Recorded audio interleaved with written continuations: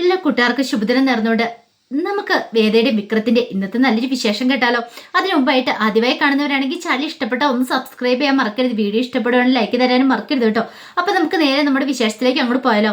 അങ്ങനെ ഇന്നത്തെ വിശേഷത്തില് വിഷം പലചരക്കടയിലേക്ക് ചെല്ലുവാണ്. അപ്പം ശ്രീജയ്ക്ക് പനിയായിട്ട് കിടക്കുവാണ്. അപ്പൊ ശ്രീജയ്ക്ക് ഒരു പാക്കറ്റ് ബ്രെഡും മേടിക്കണം, പോരാത്തന് പാരസെറ്റാമോളും മരുന്നും മേടിക്കണം. അപ്പൊ അതിന് വേണ്ടിയിട്ട് വിഷം ചെല്ലുന്നേ. അങ്ങനെ വിഷം കടയിൽ ചെന്നിട്ട് പറഞ്ഞു, അതെ ഒരു പാക്കറ്റ് ബ്രെഡ് മഹേഷ് എന്ന് പറയാണ്. ആ സമയം കടക്കാരൻ മഹേഷ് അത് മൈൻഡ് ചെയ്തില്ല. വേറെ കടയിൽ ആൾക്കാരൊക്കെ ഉണ്ടായിരുന്നു. അവർക്ക് ഓരോ സാധനങ്ങളൊക്കെ എടുത്തു കൊടുത്തോണ്ടിരിക്കുക. കടയിലെ ആൾക്കാർ വന്നു പോയിക്കൊണ്ടിരുന്നു. പക്ഷേങ്കിൽ വിഷം പറഞ്ഞത് കേട്ടത് പോലും ഇല്ല. അത് കേട്ട ഭാവം നടിച്ചില്ല.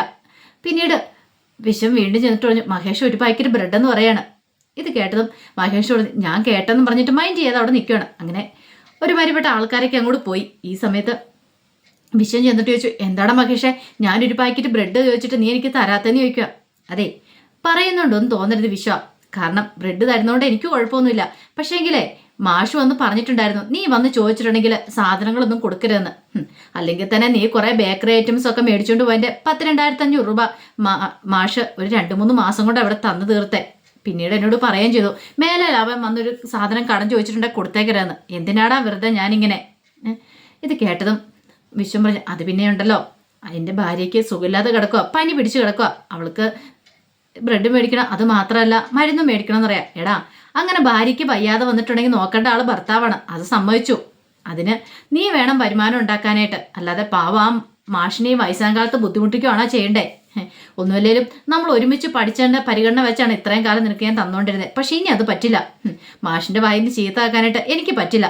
സ്കൂളിൽ പഠിപ്പിക്കുന്ന സമയത്ത് ഇഷ്ടം പോലെ കേട്ടിട്ടുണ്ട്. ഇനി ഈ പ്രായത്തിൽ എന്നെ കൊണ്ട് ചീത്ത കേൾപ്പിക്കില്ലടാന്ന് പറയണം. വേണമെങ്കിൽ ഒരു കാര്യം ചെയ്യാം, മാഷിനോട് പറ, മാഷൊന്ന് ബ്രെഡ് വാങ്ങിച്ചിട്ട് പോട്ടെ. അല്ല അതും പറ്റില്ലെങ്കിൽ നീ ഒരു കാര്യം ചെയ്യാം, ഒരു പാക്കറ്റ് ബ്രെഡ് വെറുതെ വേണേ എടുത്തോണ്ട് പോയിക്കോ, എനിക്ക് കുഴപ്പമില്ല. നീ പൈസ തന്നില്ലേലും കുഴപ്പമില്ല. പക്ഷേങ്കിൽ അല്ലാതെ മാഷ് തരുമെന്ന് ഓർത്തോണ്ട് നീ ആ ബ്രെഡ് ഇവിടുന്ന് എടുത്തോണ്ട് പോകണ്ട, അത് പറ്റില്ല എന്ന് പറയണം. ഇതിൽ പലരും നാണക്കേട് വിശ്വത്തിനില്ല. വിശ്വം ഒന്നും മിണ്ടാതെ അങ്ങോട്ട് ഇറങ്ങിപ്പോവാൻ എനിക്ക് വേണ്ടാന്നും പറഞ്ഞിട്ട് പിന്നീട് വിശ്വം നേരെ പോന്നേ ജോയിയുടെ അടുത്തേക്കാണ്. അപ്പം ജോയി കഴിഞ്ഞ ദിവസം കറണ്ട് ബില്ല് അടയ്ക്കാനുണ്ട് 4,000 രൂപ മേടിച്ചെടുത്തേ. കാരണം അയാളുടെ നിന്ന് 10,000-15,000 രൂപ വിശ്വം മേടിച്ചിട്ടുണ്ടായിരുന്നു. അങ്ങനെ ജോയിനെ കണ്ടപ്പോൾ പറഞ്ഞു, ജോയി ഒരു 2,000 രൂപയെങ്കിലും തരാൻ പറയണം. 2,000 രൂപയോ, നീയാൾ കൊള്ളാലോടാ. അതെ എൻ്റെ ഭാര്യയ്ക്ക് സുഖമില്ലാതെ കിടക്കുക, അവൾക്ക് മരുന്ന് വാങ്ങണമെന്ന് പറയാം. എടാ ഭാര്യയ്ക്ക് സുഖമില്ലെങ്കിൽ മരുന്ന് വാങ്ങണം, അതെനിക്കറിയാവുന്ന കാര്യമാണ്. നിന്റെ ഭാര്യയ്ക്ക് നീ മരുന്ന് വാങ്ങണം, അല്ലാതെ ഞാനല്ല പണം ഉണ്ടാക്കി മേടിക്കേണ്ടത്. അത് പിന്നെ ജോയി എൻ്റെ പൈസ ഇല്ലാത്തോണ്ടാ. എടാ 100-200 ഒക്കെ നീ പലപ്പോഴായിട്ട് എത്ര വട്ടം എന്നോട് മേടിച്ചിട്ടുണ്ട്, ഞാനൊന്നും തിരിച്ചു പോലും ചോദിച്ചിട്ടില്ല. പക്ഷേങ്കിൽ 10,000-15,000 രൂപ മേടിച്ചിട്ട് നീ പിന്നെ എന്നെ കാണുമ്പോൾ മുങ്ങി നടക്കുക. അവസാനമാടാ നിന്നോട് പിടിച്ച് പിടിയാലും ഞാൻ 4,000 രൂപ മേടിച്ചെടുത്തേ. ബാക്കി 7,000 രൂപ അല്ല ബാക്കി 6,000 രൂപ നീ എനിക്ക് തരണമെന്ന് പറയണം. ഇത് കേട്ടതും ഒന്നും മിണ്ടാതെ വിശ്വം ഇങ്ങനെ നിൽക്കുകയാണ്. അതെപ്പോൾ തരുമെന്ന് പറ. അതിന് ഞാൻ കിടന്ന് പെടാപ്പാട് വിടുക. അപ്പോഴാണ് വീണ്ടും നീ എൻ്റെ നിന്ന് പൈസ മേടിക്കാനായിട്ട് നിനക്ക് നാണം ഉണ്ടാടെന്നൊക്കെ ചോദിക്കും. എടാ ജോയി പ്ലീസ്ഡാ, ഒന്നുമില്ല പോ നോക്കെന്ന് പറഞ്ഞുകൊണ്ട് പെട്ടെന്ന് ജോയി അങ്ങോട്ടേക്ക് പോവാണ്. ഈ സമയം വല്ലാത്തൊരവസ്ഥയായി പോയി വിശ്വത്തിന്. എന്ത് മറുപടി പറയണമെന്ന് അറിയില്ല. ഈ സമയം വർക്ക്ഷോപ്പിൽ വിക്രം ഇങ്ങനെ കിടന്ന് ആലോചിക്കുമായിരുന്നു ജീന പറഞ്ഞ കാര്യങ്ങളൊക്കെ. രാധനെ അകറ്റണമെങ്കിൽ ഒരേ ഒരു മാർഗം മാത്രമേ ഉള്ളൂ, വേദയും വിക്രം രണ്ടുപേരും കൂടെ ഒന്നാവണം. കാരണം നിങ്ങൾ രണ്ടുപേരും ഒന്നായിട്ട് നല്ല സന്തോഷത്തോടെ ജീവിക്കുന്ന രാധ കണ്ടെങ്കിൽ മാത്രമേ അവൾ അകൽന്നു പോളൂ. അല്ലെങ്കിൽ 2 പെൺകുട്ടികളുടെ ജീവിത വിക്രം നീ നശിപ്പിക്കുന്ന, അത് നിനക്ക് ഓർമ്മ വേണമെന്നൊക്കെ. അതൊക്കെ ഓർത്ത് കഴിഞ്ഞപ്പോൾ വിക്രത്തിന് ആകെപ്പാടെ സമനിലേറ്റുന്ന പോലെ തോന്നി. എന്ത് ചെയ്യണമെന്ന് അറിയത്തില്ല. രണ്ടുപേരും താനും വേദയും കൂടെ ഒരുമിച്ച് ജീവിക്കാന്ന് പറഞ്ഞാൽ അതെങ്ങനെ സാധിക്കും, ഒന്നും കൂടി ചിന്തിച്ചിട്ട് കിട്ടുന്നില്ല. അപ്പോഴേക്കും രാജേട്ടൻ പോയി ചായ മേടിച്ചുകൊണ്ടു. എന്നാ വിക്രം ചായ കുടിക്കാൻ പറയണം. അങ്ങനെ വിക്രം എഴുന്നേറ്റു. ഈ സമയത്ത് ജോസഫ് ചോദിച്ചു, അല്ല ജീന വന്നു പോയതിന് ശേഷം വിക്രത്തിന്റെ മുഖം ആ പടം വല്ലാതിരിക്കുള്ളൂ, എന്ത് പറ്റി? അവൾ പറഞ്ഞ കാര്യങ്ങളൊക്കെ ചിന്തിച്ചിട്ടാണോന്ന് ചോദിക്കുക. ഇത് കേട്ടപ്പോൾ ജോസഫേട്ടൻ പറഞ്ഞു, അത് പിന്നെ അതിനകത്ത് കാര്യമുണ്ട്. കാരണം ജീന പറഞ്ഞത് തെറ്റായിട്ടുള്ള കാര്യമല്ല. ഒന്ന് ആലോചിച്ച് നോക്കിയേ, ആ വേദയുടെ ജീവിതവും രാധയുടെ ജീവിതമല്ലേ ഇവൻ നശിപ്പിച്ചുകൊണ്ടിരിക്കുന്നത്. വേദയുമായിട്ട് നല്ലൊരു ജീവിതം ജീവിക്കുകയാണെങ്കിൽ രാധ അവളുടെ പാട് നോക്കി പോയിക്കോളും. അല്ലാതെ അവൾക്ക് പ്രതീക്ഷയും കൊടുത്തിനി അവൾ എന്തെങ്കിലും കടുകൈ ചെയ്ത് പോയിട്ടുണ്ടെങ്കിൽ അവസാനം കണ്ടോ എല്ലാ കുരിശും നിന്റെ തലയിലേക്ക് വരും. പറഞ്ഞില്ല കേട്ടില്ല എന്നൊന്നും പിന്നീട് പറഞ്ഞിട്ട് കാര്യമില്ല എന്നൊക്കെ പറയാണ്. ആ സമയം വിശ്വം വീട്ടിലേക്ക് തിരികെ വരുവാണ്. അപ്പം വിശ്വം വരുന്ന കണ്ടു കഴിഞ്ഞപ്പോഴത്തേനും പെട്ടെന്ന് തന്നെ ശ്രീജ ഒരു തുണിയൊക്കെ നെറ്റിയിൽ നനച്ചിട്ടിട്ട് അവിടെ പോയി കിടക്കുകയാണ്. വിശ്വം വന്നപ്പോഴത്തേനും ഒന്നും അറിയത്തില്ലാത്ത മട്ടിൽ ശ്രീ ചോദിച്ചു, അല്ല വിശ്വേട്ടാ എന്തേ ബ്രെഡ് എന്തിയേ? ഓ വേദയുടെ കൊടുത്തു കാണോ അല്ലേന്ന് ചോദിക്കാം. ഇല്ലാന്ന് പറയാം. അതെന്താ? ഞാൻ കടയിൽ ചെന്ന് ചോദിച്ചു, അവർ ബ്രെഡ് തന്നില്ല. ഇനി പൈസ ഇല്ലാതെ തരാൻ പറ്റില്ലെന്ന് പറഞ്ഞു. അല്ലെങ്കിൽ വേണം വെറുതെ കൊണ്ടുപോയിക്കോളാൻ പറഞ്ഞു. ഇത് കേട്ടതും ശ്രീജ ഭയങ്കരമായിട്ട് സങ്കടം അഭിനയിക്കുകയാണ്. ഓഹോ, അപ്പം അങ്ങനെയാണ്. അപ്പോൾ ഒരു നേരത്തെ മരുന്നിനും ഫുഡിനും വേണം പൈസ ഇല്ലാത്തൊരവസ്ഥയല്ലേ വിശേട്ട? കൂടി പോയാൽ 100 രൂപ താഴെ വരുള്ളൂ. ആ പൈസ പോലും വിശേട്ടൻ്റെ കയ്യിലില്ല. ഒരു കാര്യം ചെയ്യാം, നമുക്ക് വല്ല അനാഥാലയത്തിലേക്ക് മാറാം. അതാ ഞാൻ നോക്കിയിട്ട് ഏറ്റവും നല്ലതെന്ന് പറയണം. അല്ലാതെ ഇവിടെ കിടന്നിട്ട് ഇനി കാര്യമുണ്ടെന്ന് എനിക്ക് തോന്നുന്നില്ല. വിശേട്ടൻ്റെ കയ്യിലും പൈസയില്ല, എൻ്റെ കയ്യിലും പൈസ ഇല്ല എന്ന് പറയാം. ഇതേട്ടൻ വിഷം പറഞ്ഞു. അതെ ശ്രീജ, ഞാൻ വേണ്ട വിശ്വേട്ടാ, എനിക്കറിയാം. എനിക്കൊരു കാര്യം മനസ്സിലായി. എനിക്ക് എന്തെങ്കിലും സംഭവിച്ചാൽ പോലും വിശ്വേട്ടൻ്റെ കയ്യിൽ 1 രൂപ പോലും എടുക്കാനില്ല. ഇനിയിപ്പം എന്ത് ചെയ്യണമെന്ന് പോലും അറിയത്തില്ല. പിന്നെ വേദ അന്വേഷിച്ചിട്ടുണ്ടായിരുന്നു. വിശ്വേട്ടനെ വരുമ്പോൾ ഒന്ന് കാണണമെന്ന് പറഞ്ഞു. പിന്നീട് വിശ്വം നേരെ വേദനെ കണ്ടിട്ടങ്ങ് ചെല്ലുവാണ്. വേദനെ കണ്ടു കഴിഞ്ഞപ്പോഴത്തേനും വിശ്വം ചോദിച്ചു, അല്ല ശ്രീജ പറഞ്ഞു വേദ അന്വേഷിച്ചായിരുന്നു. അല്ല ബ്രെഡൊക്കെ കിട്ടിയോന്ന് ചോദിക്കാം. അല്ല അത് പിന്നെ പൈസ. ഓ, പൈസ ഇല്ലായിരുന്നല്ലേ? അതെ, ഒരു പാക്കറ്റ് ബ്രെഡിനും കുറച്ച് പാരസെറ്റാമോളും മേടിക്കുക എത്ര രൂപ? കൂടിപ്പോയാലും 100 രൂപ താഴെ ആവുള്ളൂ. ഇന്നത്തെ കാലത്ത് സ്കൂളിൽ പോകുന്ന കുട്ടികളുടെ പോക്കറ്റ് മണി പോലും കാണും 100 രൂപയ്ക്ക് മുകളിൽ കൈ കാണും എപ്പോഴും. പക്ഷെങ്കിൽ അതുപോലും വിശ്വേട്ടൻ്റെ കയ്യിൽ എടുക്കാനില്ല. വിശ്വേട്ടാ എങ്ങനെ ജീവിക്കുമെന്ന് കരുതിയ വിശ്വേട്ടൻ ഇരിക്കുന്നേ. ഇപ്പം തന്നെ കണ്ടില്ലേ, ശ്രീജേടത്തിക്ക് ഒരു അസുഖം വന്നാലോ അല്ലെങ്കിൽ എന്തെല്ലാം ആവശ്യം വന്നിട്ട് 10 രൂപ കയ്യിലെടുക്കാനുണ്ടോ?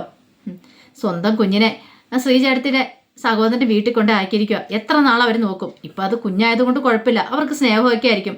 പക്ഷെ ഓരോ ദിവസം വളർന്നു വലുതാവുകയാണ്. ആ സമയത്ത് അവളുടെ ആവശ്യങ്ങളും കൂടും. ആ സമയത്ത് അതൊന്നും അവൾക്ക് നിറവേറ്റി കൊടുക്കാൻ സാധിച്ചെന്ന് വരില്ല. അങ്ങനെ വന്നു കഴിയുമ്പോഴത്തേനും പിന്നെ എന്താ സംഭവിക്കാൻ പോകുന്ന അറിയാലോ. വിശ്വേട്ടൻ തന്നെ നോക്കേണ്ടി വരും. വിശ്വേട്ടൻ്റെ അതിനുള്ള വരുമാനം ഉണ്ടോ? അച്ഛൻ ഇപ്പം ഇങ്ങനെ എഴുന്നേറ്റ് നടന്ന് ജോലി ചെയ്യുന്നതുകൊണ്ട് ഈ കുടുംബത്തിലെല്ലാവരും ഫുഡ് കഴിച്ചു പോകുന്നു. ഇല്ലെങ്കിലോ എന്ത് ചെയ്യുമെന്ന് ചോദിക്കുക. അല്ല അത് പിന്നെ വേദന ഞാൻ പറയുന്നുണ്ടൊന്നും തോന്നരുത് വിശ്വേട്ടാ. വിശ്വേട്ടൻ ഈ കാണിക്കുന്ന കുറച്ച് കടുപ്പം തന്നെയാന്ന് പറയണം. ശ്രീജേടത്തി ആയതുകൊണ്ട് ഇങ്ങനെ പിടിച്ചിരിക്കുന്നു. പിന്നീട് വേദ ചോദിച്ചു, അല്ല വിശ്വേട്ടന് ജോലിക്ക് പോകാൻ താല്പര്യമുണ്ടോ? അന്ന് ഞാൻ വിശ്വേട്ടൻ്റെ റെസ്യൂമൊക്കെ എൻ്റെ ഫ്രണ്ടിന് അയച്ചു കൊടുത്തിട്ടുണ്ടായിരുന്നു, രേഷ്മയ്ക്ക്. അപ്പോൾ അവൾ ഒരു ജോലിയുടെ കാര്യം പറഞ്ഞിട്ടുണ്ടായിരുന്നു പറയണം. ഇത് കേട്ടതും വിശ്വം പ്രതീക്ഷയോടുകൂടി നോക്കണം. വിശ്വേട്ടൻ താല്പര്യം ഉണ്ടെങ്കിൽ അവളുടെ ഫ്രണ്ടിൻ്റെ ഒരു സ്റ്റീൽ കമ്പനി ഉണ്ട്, അവിടെ സൂപ്പർവൈസർ പോസ്റ്റ് ഉണ്ട്, അതിലേക്ക് ചെല്ലാം. പക്ഷെ ഒരു കാര്യമുണ്ട്, എക്സ്പീരിയൻസും കാര്യങ്ങളൊന്നും ഇല്ലാത്തതുകൊണ്ട് 6 മാസം അവർ നോക്കും. 6 മാസം നോക്കി ഇപ്പം നല്ല രീതിയിലാണെങ്കിൽ പ്രവർത്തിക്കുന്നെങ്കിൽ വിശ്വേട്ടന് കുഴപ്പമില്ല, അവിടെ തുടർന്ന് തന്നെ പോകാമെന്ന് പറയണം. പിന്നെ അറിയാലോ ഇപ്പോഴത്തെ പോലെ ഇതുപോലത്തെ ഊടായ്പ പരിപാടിയൊന്നും നടക്കില്ല. അവിടെ പോയിട്ടുണ്ടെങ്കിൽ അവിടെ പിടിച്ചു വയ്ക്കണമെന്ന് പറയാം. ശരി വേദ, ഒത്തിരി നന്ദിയുണ്ട്, എനിക്ക് സന്തോഷമായെന്ന് പറയണം. ഇത് കേട്ടപ്പം വേദയുടെ മുഖത്ത് ഒരു ചെറിയ പുഞ്ചിരി വന്നു. അങ്ങനെയാണെങ്കിൽ നാളെ തന്നെ വിശ്വേട്ടൻ പോയി ജോയിൻ ചെയ്തോ, ഇന്ന് തന്നെ ഞാൻ അപ്പോയിൻമെൻറ്റ് ലെറ്റർ അയക്കാമെന്നൊക്കെ പറയാണ്. അവരോട് പറഞ്ഞിട്ട് അയപ്പിക്കാന്നൊക്കെ പറയാം. അങ്ങനെ വിശ്വ സന്തോഷത്തോടുകൂടി പിന്നീട് മുറിയിലേക്ക് ചെല്ലുവാണ്. പിന്നീട് ശ്രീജയോട് എന്നിട്ട് പറഞ്ഞു, അതെ ഇനി നമ്മുടെ കഷ്ടകാലം മാറാൻ പോകാന്ന് പറയണം. അതെന്താ? അതെ ഇനി നാളെ മുതൽ ഞാൻ ജോലിക്ക് പോകാന്ന് പറയണം. എനിക്ക് വേണ്ടിയിട്ട് വേദ ജോലി ശരിയാക്കി തന്നിട്ടുണ്ട്. നീ എൻ്റെ ബയോഡേറ്റയും കാര്യങ്ങളൊക്കെ വേദയ്ക്ക് കൊടുത്തില്ലായിരുന്നോ? അന്ന് ഞാൻ കൊടുക്കണ്ടെന്ന് പറഞ്ഞാൽ നീ കൊടുത്തായിരുന്നല്ലോ. ആ ജോലി എനിക്ക് ശരിയായെന്ന് പറയണം. ആഹാ ആണോ? അങ്ങനെയാണ് ഞാൻ വേദയോട് നീ ചോദിച്ചിട്ട് വട്ടെ, വേദ ചിലപ്പോൾ എന്നോട് മറച്ചു വെച്ചായിരിക്കും എന്നൊക്കെ പറഞ്ഞുകൊണ്ട് സന്തോഷത്തോടുകൂടി ശ്രീജ അങ്ങോട്ടേക്ക് പോവാണ്. ഈ സമയം വിശ്വത്തെ ഇത്ര പെട്ടെന്ന് ഇവളുടെ പനിയും കാര്യങ്ങളൊക്കെ പോയോ എന്നോർക്കുവാണ്. പിന്നീട് രാത്രിയായി കഴിഞ്ഞപ്പോൾ വിക്രം കിടന്നുറങ്ങുവാണ്. അപ്പോഴേക്കും വേദ എന്ത് ചെയ്യാണ്, വിക്രത്തിന് കഴിക്കാനുള്ള ഫുഡുമായിട്ട് അങ്ങോട്ട് വരുവാണ്. അങ്ങനെ കഴിക്കാനുള്ള ഫുഡ് കൊണ്ടുവന്ന് നോക്കിക്കഴിഞ്ഞപ്പോഴത്തേനും വിക്രം നല്ല ഉറക്കമാണ്. പിന്നീട് വേദ വിക്രത്തിനെ വിളിച്ചു. 2-3 വട്ടം വിളിച്ചിട്ടും വിക്രം വിളി കേട്ടൊന്നുമില്ല. ഇപ്പോഴത്തെ എന്താ വിളിച്ചിട്ടും വിളി കേൾക്കാത്ത? പെട്ടെന്ന് ഗുണ്ടേനെ വിളിക്കുകയാണ്. ഗുണ്ടാന്നുള്ള വിളി കേട്ടതും പെട്ടെന്ന് ഞെട്ടി എഴുന്നേറ്റ്. കണ്ടില്ലേ ഓരോരുത്തരെ അഭിസംബോധന എങ്ങനെയാന്ന് ഇപ്പോഴല്ലേ മനസ്സിലായത്. അവരവർക്ക് അർഹിക്കുന്ന പേര് വിളിച്ചാലോ അവരൊരു വിളിയേക്കോളെന്ന് പറയാം. ഇപ്പം നിനക്ക് എന്താടി വേണ്ടേന്ന് ചോദിക്കണം. ഓഹോ എനിക്കെന്താ വേണ്ടേന്നോ? എനിക്കൊന്നും വേണ്ടാന്ന് പറയണം. പിന്നെ എന്തിനാ നീ മനുഷ്യനെ ശല്യപ്പെടുത്തുന്നേ? ഒന്ന് സ്വസ്ഥതയോട് സമാധാനത്തോടെ ഉറങ്ങാൻ പോലും സമ്മതിക്കില്ലോന്ന് പറയണം. അതെ നിങ്ങളുടെ സ്വസ്ഥത എടുത്താൽ വന്നൊന്നും അല്ലെന്ന് പറയണം. പിന്നെ എന്തിനാ വന്നേ? അതെ ഫുഡ് എടുത്തോണ്ട് വെച്ചിട്ടുണ്ട്, അത് കഴിക്കാനായിട്ട്. ഓഹോ ഇതും പൊക്കി പിടിച്ചോണ്ട് വന്നാണോ?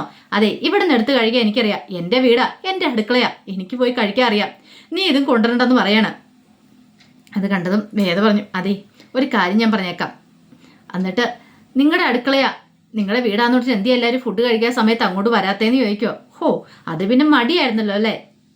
പിന്നെ പാതിരാത്രി വന്ന് കയറി കഴിയുമ്പോൾ അമ്മ ഫുഡും എടുത്തു വെച്ച് കാത്തിരിക്കും അല്ലേ? അതേടി കാത്തിരുന്നോണ്ടിരുന്ന നീ വന്നതിന് ശേഷം അങ്ങനെയല്ല ആയത്. എൻ്റെ അമ്മേനെ വരെ നീ കയ്യിലെടുത്തു.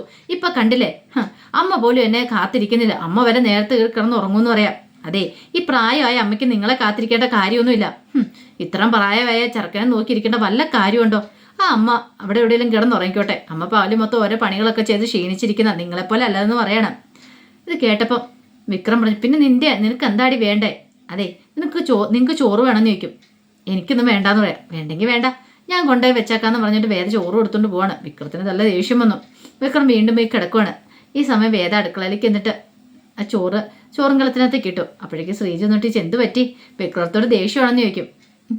ദേഷ്യമോ? അതെ, വിക്രം പട്ടിണി കിടന്ന് എനിക്കെന്താ, അവിടെ വേണേ പട്ടിണി കിടക്കട്ടെ, വിശന്ന് കഴിയുമ്പോൾ തന്നെ കഴിച്ചോളൂ എന്ന് പറയാണ്. പിന്നീട് വേദ കുറച്ച് വെള്ളം കൂടെ ചോറിനകത്തേക്ക് ഒഴിക്കുക. അല്ല, ഇനിയിപ്പോൾ വിക്രത്തിന് ഇത്തിരി കഴിയുമ്പോൾ വേണമെങ്കിൽ പട്ടിണി കിടക്കും, അവിടെ കിടക്കട്ടെ, ഇത്തിരി അഹങ്കാരം പാടില്ലെന്ന് പറയാണ്. എന്നും പറഞ്ഞുകൊണ്ട് വേദ ചോറിനകത്ത് വെള്ളമൊക്കെ ഒഴിച്ചിട്ട് അങ്ങോട്ട് പോകണം. രാത്രിയെ കഴിഞ്ഞപ്പോഴത്തേനും വിക്രത്തിന് വിശന്നിട്ട് കിടക്കത്തില്ല, തിരിഞ്ഞും പറഞ്ഞും കിടന്നു. അവസാനം അടുക്കളയിലേക്ക് വരുവാണ്. അടുക്കളയിലേക്ക് വന്ന് പാത്രമൊക്കെ തുറന്നു നോക്കി കഴിഞ്ഞപ്പോഴത്തേനും ചോറിനകത്ത് വെള്ളം ഒഴിച്ചിട്ടിരിക്കുന്നു. ഇത് കണ്ടപ്പോഴത്തേനും വിക്രത്തിന് സഹിച്ചില്ല. നോക്കി കഴിഞ്ഞപ്പോഴത്തേനും വേദ നല്ല കൂറക്കം വലിച്ച് കിടന്ന് ഉറങ്ങുവാണ് ഹാളിൽ.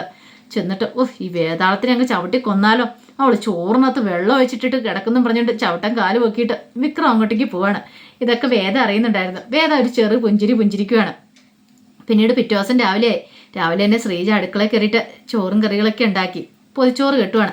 അപ്പോഴേക്കും വേദ അങ്ങോട്ടേക്ക് വന്നിട്ട് ചോദിച്ചു, ആർക്കാ പൊതിച്ചോറൊക്കെ? അതെ, വിശേട്ടനെ രാവിലെ ജോലിക്ക് വന്നിട്ട് എന്തൊക്കെയാ കറികൾ? ഒത്തിരി കറികളൊന്നുമില്ല, ഒരു ചമ്മന്തിയും ഒരു തോരനും പിന്നെ ഒരു മുട്ട പൊരിച്ചും മതിയല്ലോ. ഒരു ഇലയിലുള്ള നല്ലൊരു അടിപൊളി ഊണായല്ലോ എന്ന് പറയാണ്. പിന്നീട് ചില വിശേട്ടൻ എന്തിയെ? രാവിലെ എഴുന്നേക്കാൻ ഇത്ര ബുദ്ധിമുട്ടുണ്ടായിരുന്നു. ഞാൻ അരിഞ്ഞുള്ളും കൊടുത്തിട്ട് പറഞ്ഞു ജോലിക്ക് പോകണ്ടല്ലേന്ന്. പിന്നെ ചാടി എഴുന്നേറ്റ ആള് പോകാൻ റെഡിയാവുക പറയാണ്.